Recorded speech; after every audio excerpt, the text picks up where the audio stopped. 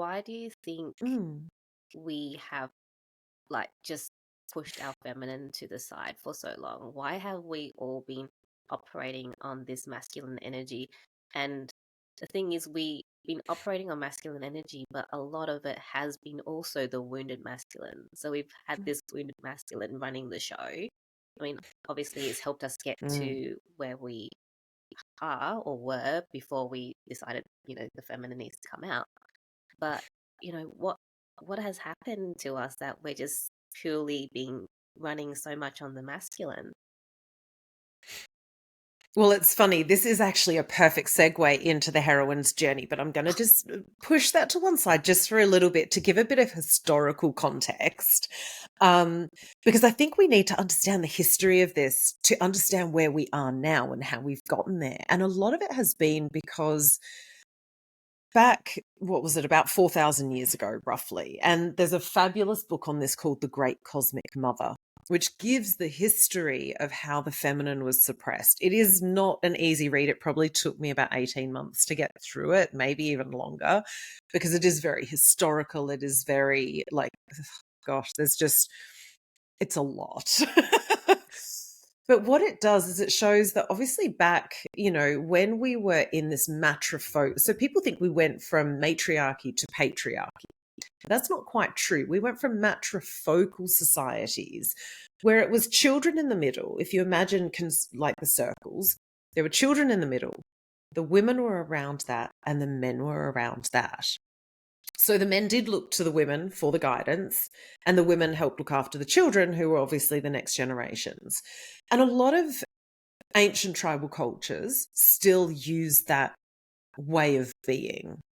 The men were there to protect, the women were there to kind of create all the order and do all of the, the caretaking and the finding out what plants you could eat and what were medicinal and all of those sort of gathering bits.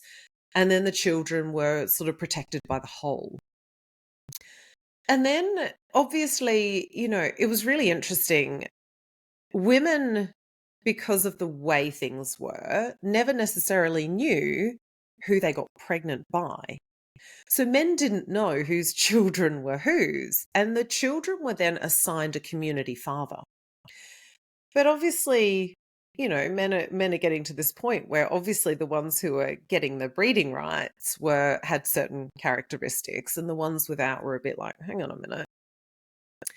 And there was this, and the goddess was seen as the figure that you honored.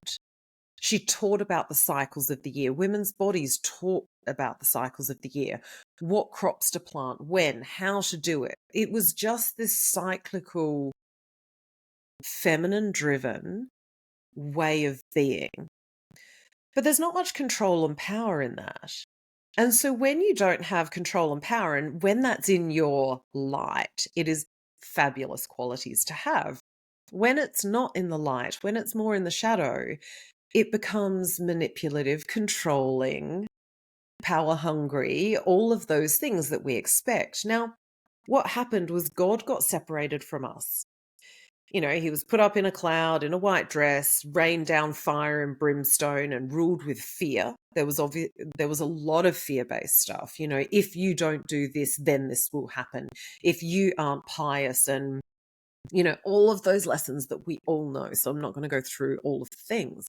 But that separation from God, and for us to get to God then, instead of communing directly with the goddess, we had intermediaries. We had the priests and the bishops and all these different people put between us and God. And then the church was imposing the taxes and, basically raping and pillaging their own societies so that they had more of the power.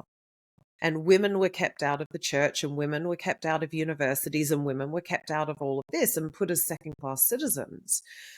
And through this time, and again, this is not dismissing the masculine, it's about the patriarchal system, which is about power over, it is about control, it is about ruling through fear.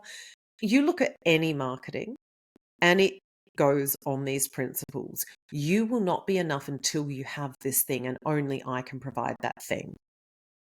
That is patriarchal society in a nutshell. So we are always looking for that next thing to fix us, to complete us, to get us up the next rung of the ladder. And for me to get to that next rung of the ladder, I need to pull you off the ladder and stomp on you and push you down the ladder, because the ladder's only so wide.